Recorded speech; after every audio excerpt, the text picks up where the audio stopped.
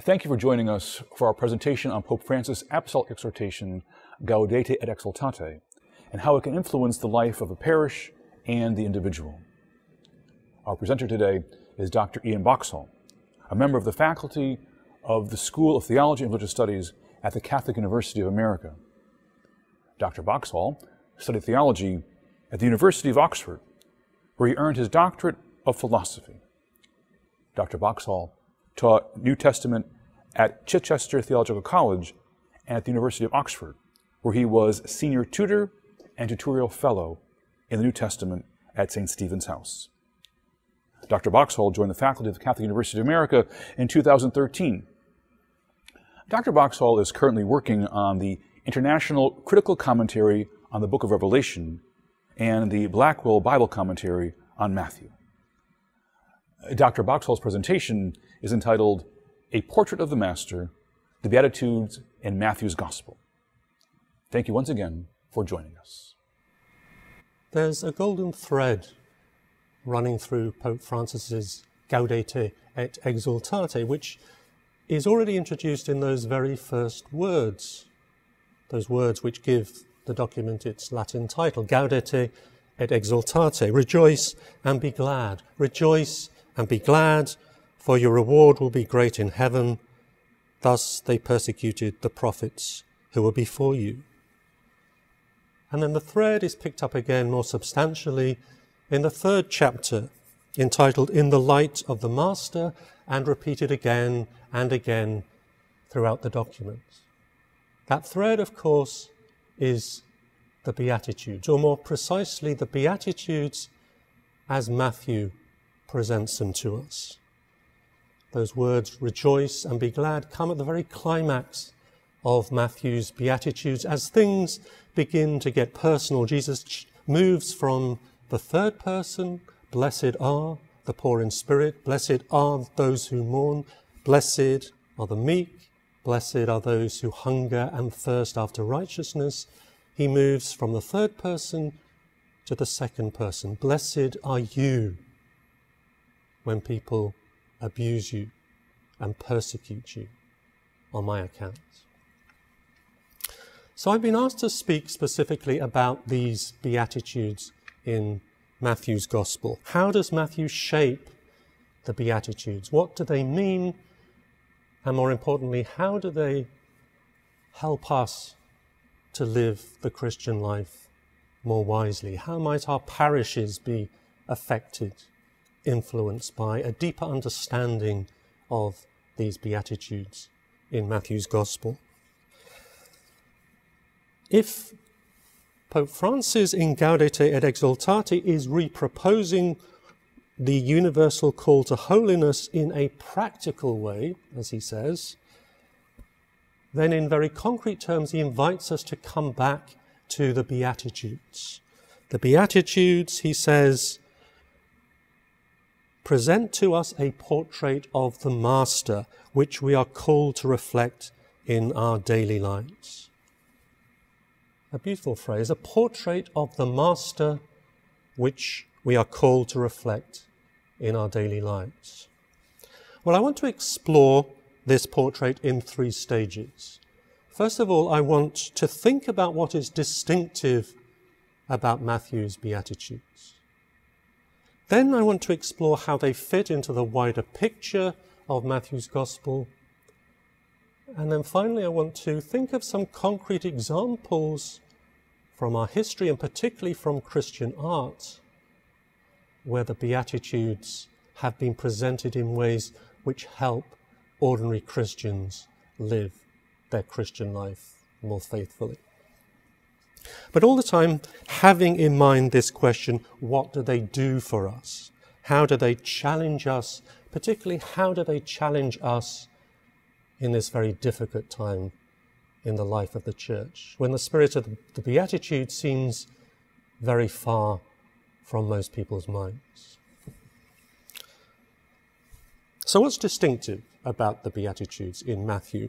Well, as we all know, there are two versions of Jesus' Beatitudes in the Gospels.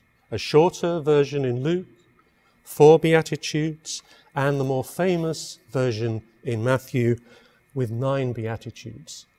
And the difference in tone is very striking. Luke, blessed are you who are poor. Matthew, blessed are the poor in spirit. Well, maybe we should start by thinking about what a beatitude is. And beatitudes are very common throughout the biblical story. Blessed are those who trust in the Lord. The Lord will be their trust. Jeremiah. Blessed are they who have patience and persevere.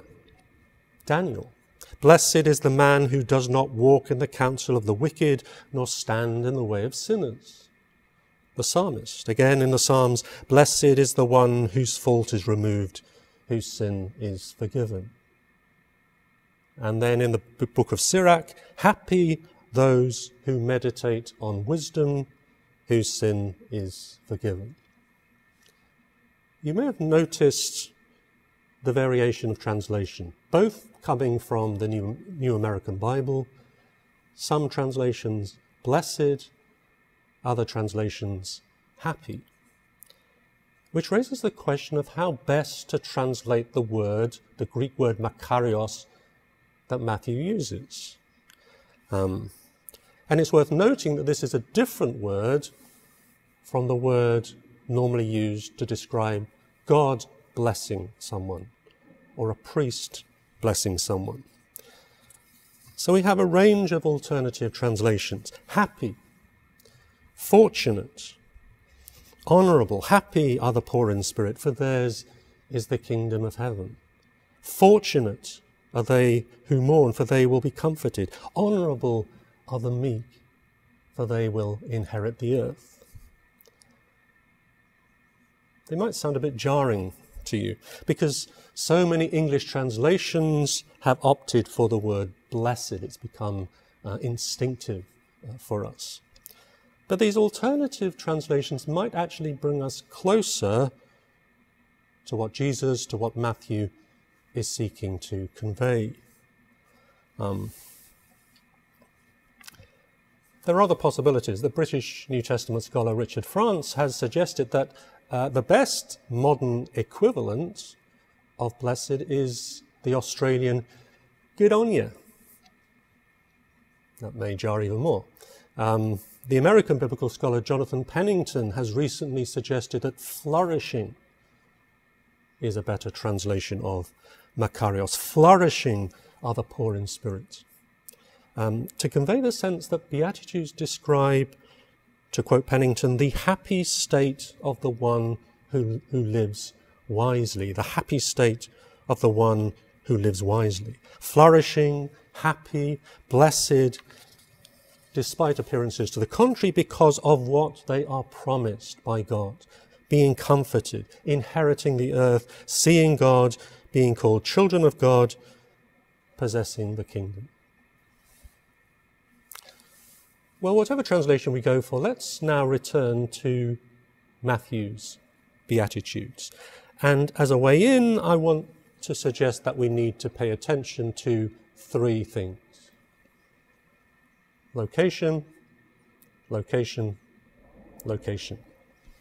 What do I mean by location, location, location? Well, first of all, literary location. Where do the Beatitudes come in Matthew's Gospel? They come in chapter 5, at the beginning of what St. Augustine called the Lord's Sermon on the Mount, the title which has stuck across the centuries. In other words, Matthew has carefully prepared for the Beatitudes by the first 4 chapters of his Gospel, which have systematically set out who Christ is, where he comes from, and what his authority is, such that when we hear him speak at the beginning of the sermon, we know that we can trust his words. But there's something else which has happened at the end of chapter 4, before the sermon begins. Jesus has begun proclaiming the kingdom of heaven. The kingdom of heaven is at hand, which suggests that we're meant to understand that the Beatitudes have something to say about the character of the kingdom. This juxtaposition is really important. What happens when we enter the kingdom? What happens when by grace we live under God's royal rule? When it's possible to live in a new kind of way. The Beatitudes present to us precisely this new kind of way. So that's the first location, where the Beatitudes come in Matthew's Gospel. But then the second location is geographical. Where is Jesus when he utters the Beatitudes? He's on a mountain in Galilee. Matthew doesn't specify which mountain it was, and that's surely deliberate, so that we might recall other mountains which have been significant in the history of God's people, particularly Mount Sinai, given the strong parallels Matthew sees between Jesus and Moses. But we're probably also meant to recall a more basic fact about mountains. Mountains in Scripture are places of revelation, places where things are seen clearly. And this is in contrast to where Jesus delivers the parables which are riddling, which need explanation. Jesus delivers them down below at sea level. But when he goes up onto the mountain, he delivers things clearly. And then the third location is what we might call the personal location. As Jesus teaches, seated on this mountain, he's a teacher, and seating is the posture of a teacher. He is surrounded by his disciples, and the crowds are listening in and being impressed by his authority. And one of the biggest questions in the interpretation of the Sermon on the Mount is, who are the intended audience of Jesus' sermon? Is it the disciples alone, or is it also the crowds who are listening in? But perhaps to phrase the question in that way is the wrong way to phrase the question. Because there is a certain amount of fluidity. It is possible that the crowds who have followed Jesus may listen to what Jesus says and take the step of becoming disciples, followers in a more specific sense. And as we know also from the way in which the gospel story develops, the disciples can fail to understand, can fail to live up to the wisdom that Jesus imparts to them. And it may be that outsiders from the group of the disciples understand that wisdom better, more effectively, in ways which transform their lives. So the fluidity may be particularly important for Matthew. Okay, so just to summarize where we've got to, Jesus, the one we can trust because he's the Son of God, Son of David, Emmanuel, God with us, and the one who has invited us to enter the kingdom, goes up a mountain to a place where things become clear, and there he announces the Beatitudes to whosoever would listen to them, to whoever has ears to hear, whether they're from the disciples or from among the crowds. So then he begins to speak. What can we say about these Beatitudes as we find them in Matthew? Well, first of all, they give us a glimpse of what it might be like to be a community which lives as if the kingdom has already arrived in its fullness. Jesus has just proclaimed the kingdom, its nearness, and then he utters these Beatitudes. And Pope Francis, in Gaudete et Exsultate, calls the Beatitudes a Christian's identity card, a Christian's identity card. Other people have described the Beatitudes as the Magna Carta of followers of Jesus. Clarence Jordan, in his provocative translation of the Gospels, describes the Beatitudes as, I quote, stages in the naturalization of the kingdom citizen. They give us indications of what a citizen of the kingdom looks like and why they are happy, why they are fortunate, why they are blessed. The second point is that this is particularly clear in Matthew's version as opposed to Luke's. In Luke, there is an emphasis upon that dramatic reversal when God's kingdom comes, when those who find themselves in dire situations through no fault of their own, those who are literally poor, beggarly, those who are hungry, those who have no food, those who weep, will find their situations reversed by God's action. It's the spirituality of the Magnificat. He has cast down the mighty from their thrones and raised up the lowly. He fills the hungry with good things and sends the rich away empty. Now, Matthew certainly shares with Luke this conviction that people are happy or blessed because of what God does for them and what God will do for them when the kingdom comes in its fullness. But he has another emphasis too, and that is that the Beatitudes emphasize dispositions or virtues which we can cultivate in cooperation with God's grace, even if we are not literally destitute or literally starving. Glimpses of the path to holiness that all of us can embrace.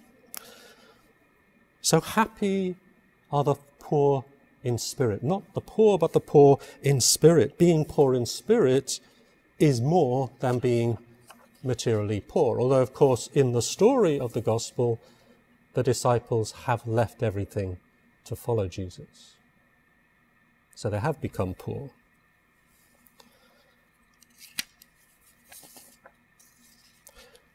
But poverty of spirit describes a poverty that has touched our inner being. It's touched our spirit. That's why it's poverty of spirit, so that we recognize our utter dependence on God. There's a British Bible translation, the New English Bible, which I think paraphrases it very effectively. Blessed are those who know their need of God. Blessed are those who know their need of God. So it's even possible, though more difficult, to be poor of spirit if you're wealthy. But other Beatitudes too express a reorientation in which particular virtues are embraced for the sake of the kingdom. Happy, flourishing are the meek, the humble. Happy are those not who hunger, but those who hunger and thirst for righteousness. Hunger and thirst now become metaphors for longing from the very depths of one's being for doing the will of God, for doing what is right. Righteousness in Matthew has a very practical sense of doing in our lives the will of the Father.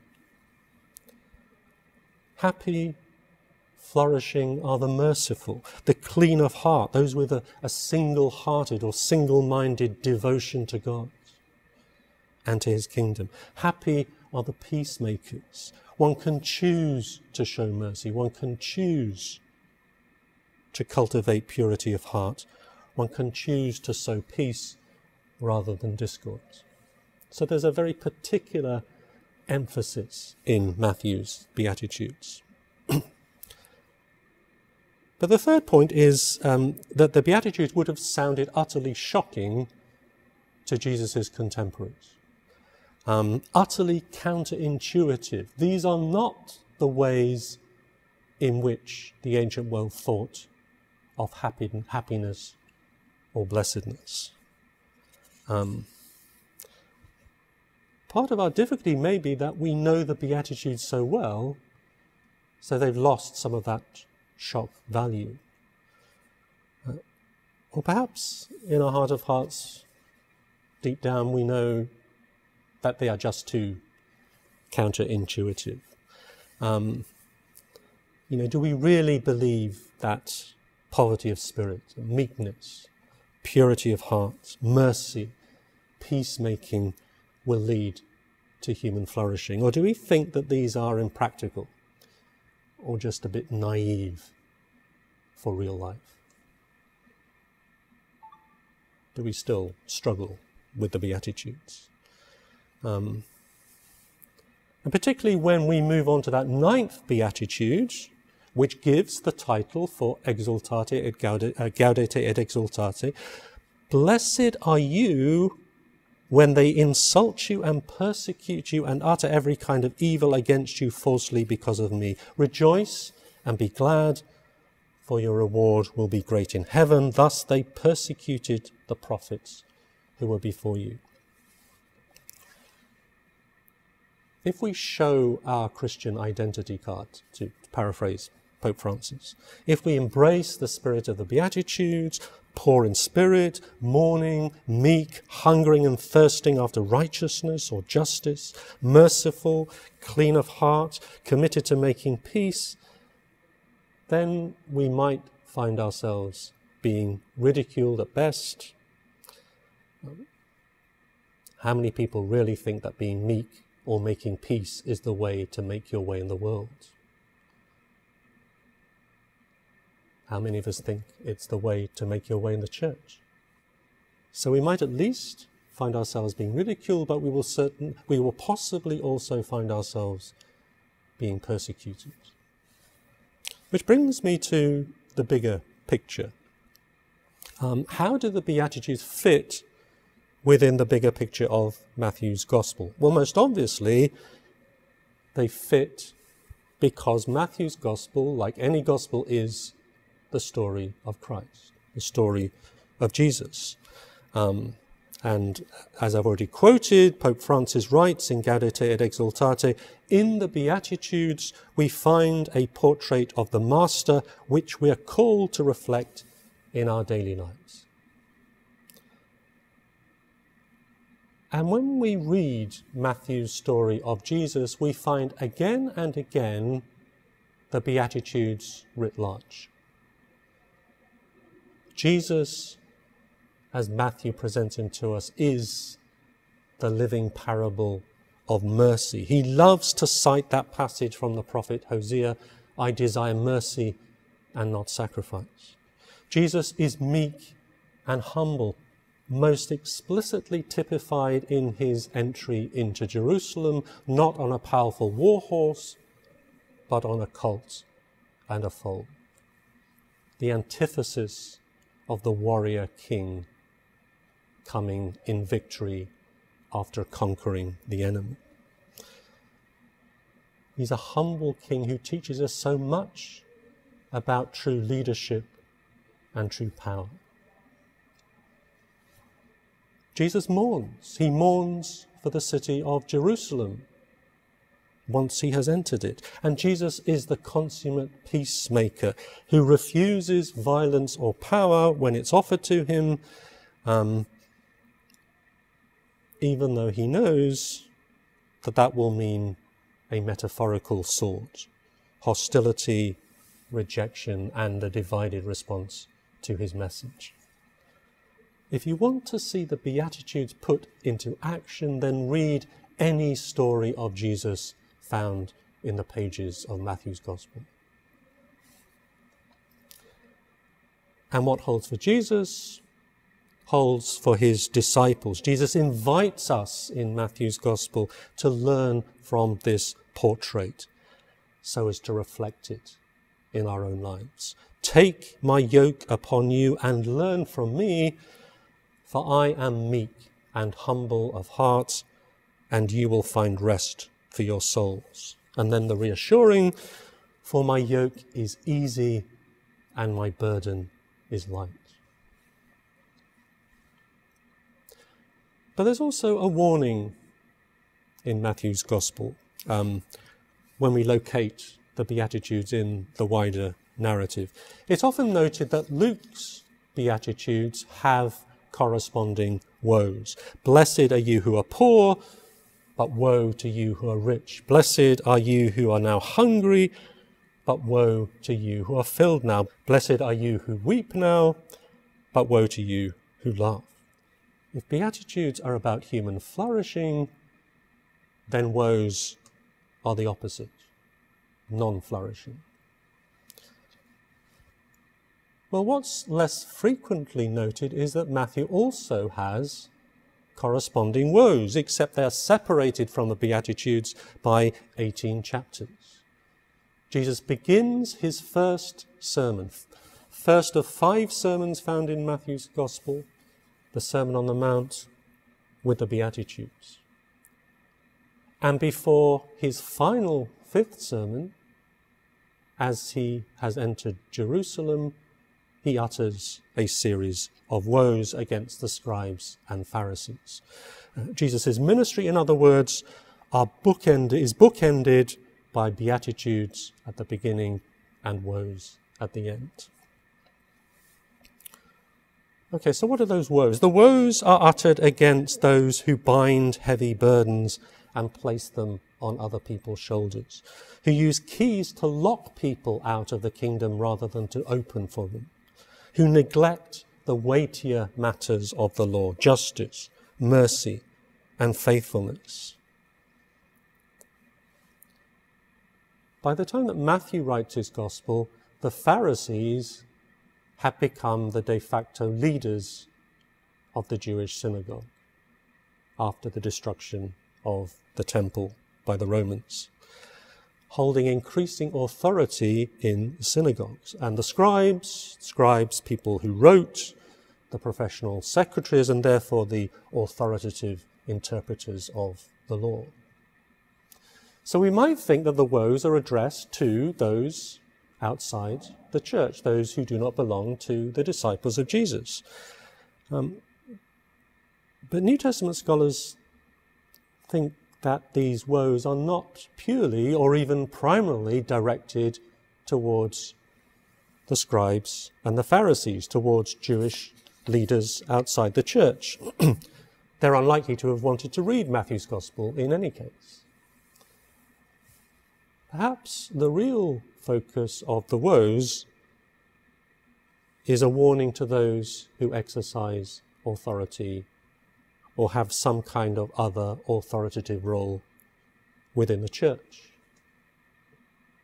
In our contemporary situation, bishops, priests, deacons, teachers, catechists, theologians. I'm particularly slightly unnerved when I think about this, that when I reflect that the nearest contemporary figures to the scribes in the first century are a mixture of biblical scholars and canon lawyers. As a biblical scholar, I feel particularly unnerved every time I read Matthew 23. The Beatitudes are addressed to all Christians, clergy and lay. The antithesis to the Beatitudes is found in the woes. What happens when the Beatitudes lose their central place in the community's living out of the gospel?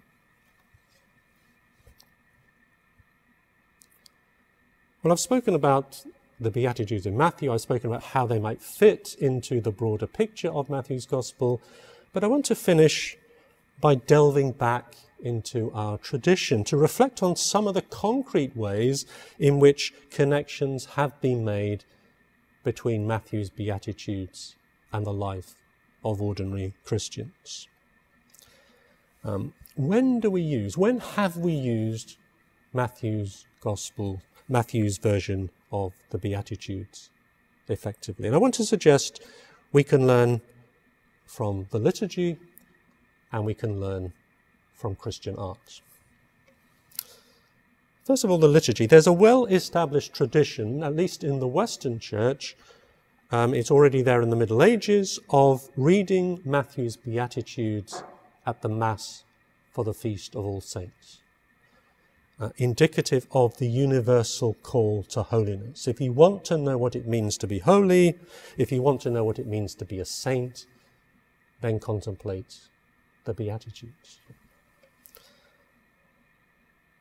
But to grasp all 9 Beatitudes, what they're asking of us is just too much for most of us. Sometimes we need something more specific, something more manageable. And this, I think, is where Christian artists across the centuries have been particularly sensitive. Some of you may know that magnificent altarpiece by the Van Eyck brothers in Ghent Cathedral in Belgium, with a magnificent central panel of the mystic adoration of the Lamb. You'll recognize the picture if you saw it. Very, very famous. Christ as the Lamb of God, standing on an altar in the middle of a field in Flanders, surrounded by different categories of Christians: apostles, martyrs, virgins, confessors, pilgrims, hermits. Every possible conceivable way of living the Christian life. In the background are the towers of the New Jerusalem. So the juxtaposition of New Jerusalem and the Lamb is an indication that one of the primary influences on this altarpiece is the book of Revelation. Not surprising, because one of the other lectionary readings in the medieval liturgy for All Saints was Revelation chapter 7, that vision of that great multitude clothed in white standing before God and the Lamb. But there are also strong echoes in this altarpiece of Matthew's Beatitudes. The different categories of Christians standing around the altar, symbolizing that great multitude, are each presented as exemplifying one of the Beatitudes. The apostles are poor in spirit. The virgins are pure in heart. The hermits and the pilgrims are meek. We can't be all at once, but we can be one some of the time. An alternative way of conveying this is found in some 16th century engraved Bibles, which correlate specific Beatitudes not with specific groups, but with specific biblical figures of the Old and New Testament, such that by reflecting on their own biblical story, we might get a glimpse into the meaning of one of the Beatitudes. So Job, suffering Job, is taken as an exemplar of someone who's poor in spirit. Tobit as someone who's merciful. The Annunciation to Mary presents her as an exemplar of those who are pure in heart. The stoning of Stephen allows him to symbolize those who are persecuted for the sake of righteousness. Or even closer to home, there is the Cathedral of St. Paul in St. Paul, Minnesota, which has a magnificent Beatitudes window in which each one of the Beatitudes is symbolized by one of the saints of the Americas. Individual stories, individual lived lives, exemplifying for us what it might mean to follow those Beatitudes. So they might prompt us to think about the place of the Beatitudes in our present, in our spirituality. Where are the images of the Beatitude in our churches? How often do the Beatitudes feature in preaching, in catechesis? Are there possible opportunities there? How many of us use the Beatitudes as a focus for examination of conscience? How many of us can even recite the Beatitudes word for word, just as we can the Our Father? Is now the time to get to know the Beatitudes better. If you're looking for particular resources on the Beatitudes to help with rediscovering their centrality, I can recommend 3 books.